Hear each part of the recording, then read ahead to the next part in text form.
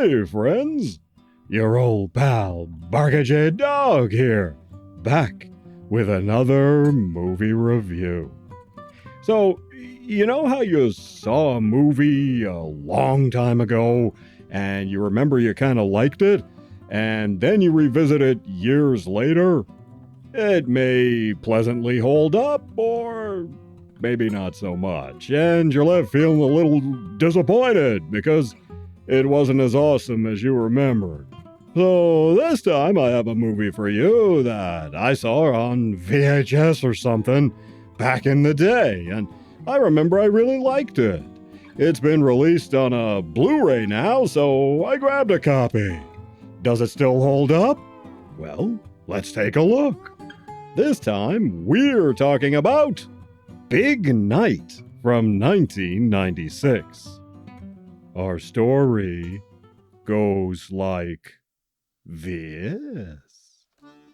It's the 1950s, and our heroes, Italian immigrants Primo and Secondo, are trying to make a go of it with their little authentic Italian restaurant. Primo is a wizard of the kitchen, and Secondo is the guy handling the business side. But things are not going well. The business isn't as successful as they hoped, and Primo's insistence on top-flight ingredients and gourmet menu items is killing the bottom line. They've run out of time, money, and credit. One of their bigger problems is the competition. Pascal's restaurant just down the street. Pascal, he's also Italian, is kind of a showman, and he doesn't so much serve authentic cuisine, but has a variety of menu items. But Pascal respects Primo's skill and Secondo's cleverness, so he throws them a lifeline. See, Pascal knows some celebrities, and bandleader Louis Prima, he says, will soon be in town.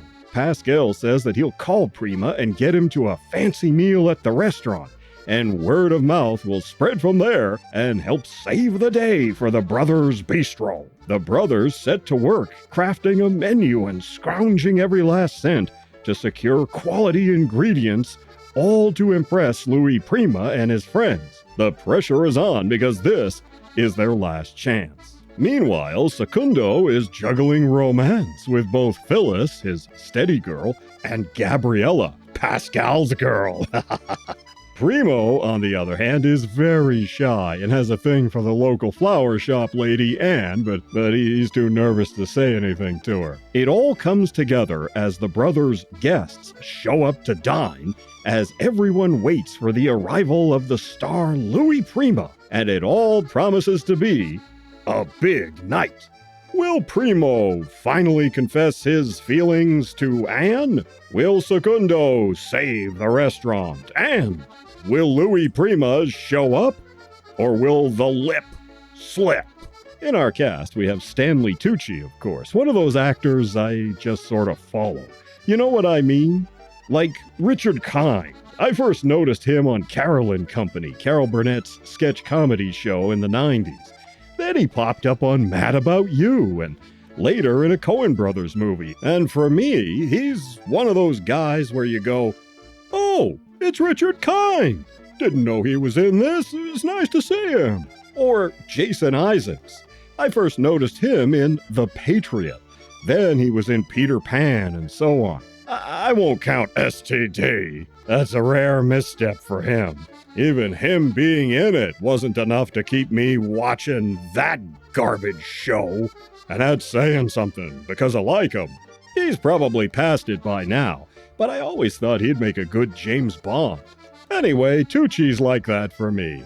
I first noticed him in a TV series called Murder One, where it centers on a high-powered law firm defending a client through a murder mystery over the course of a whole season. And that was really good. Second season, it kind of paled with a new case, and the show was canceled.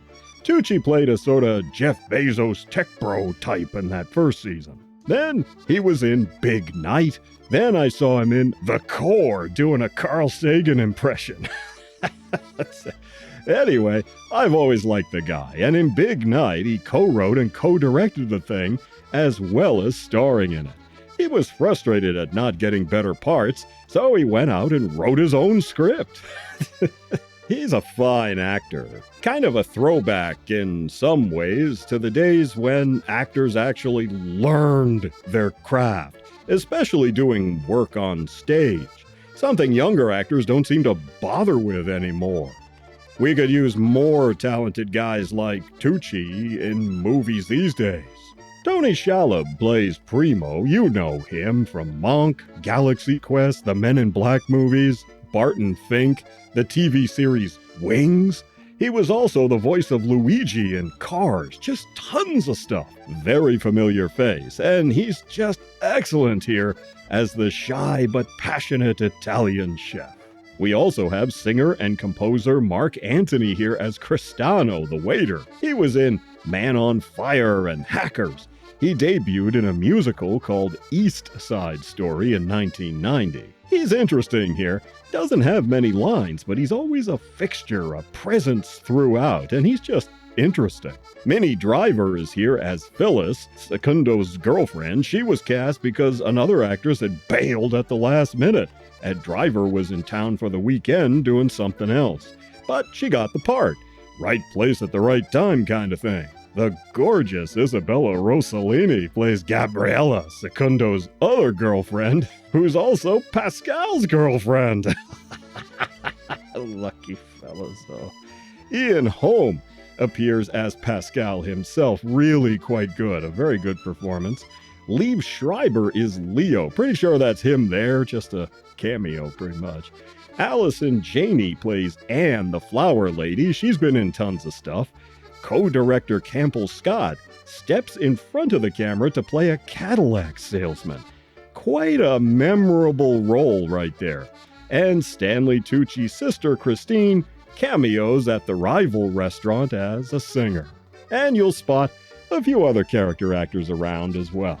Big Night is not flashy or bombastic. The film takes its time to tell the story in all the best ways. It has the feel of a stage play, but in a good way. Like a faithful translation from stage to film. Some of those can be great. And it has a slight Wes Anderson vibe in there too. A bit of quirkiness that pops in from time to time.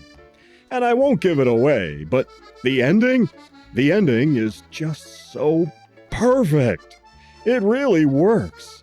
MGM was going to distribute this picture, but wanted the ending changed, and Tucci and Scott said, hell no. They were right. The ending is perfect, just the way it is. So while they lost that distribution deal, they stayed true to the story and the characters. The Samuel Goldwyn Company picked it up instead. The film only cost about $4 million to make, and made 3 times that back. And this is the sort of thing Hollywood ought to get back to doing. Big Night is proof that a small film with a big heart can go miles further than an overbloated, effects-heavy snore fest with cardboard cutout characters. So in the end, did Big Night hold up for me? Absolutely! And I saw new things in the picture that I missed the last time I saw it, those many years ago. So there's a reason it stuck with me. If you want to see a proper film, a light comedy about workaday people and family being family, and underdogs going all in trying to make it, this is a picture you should totally see. So I'm giving Big Night 3 1/4 paws up. Well worth a watch. You take care of yourselves, and I'll see you in the next one.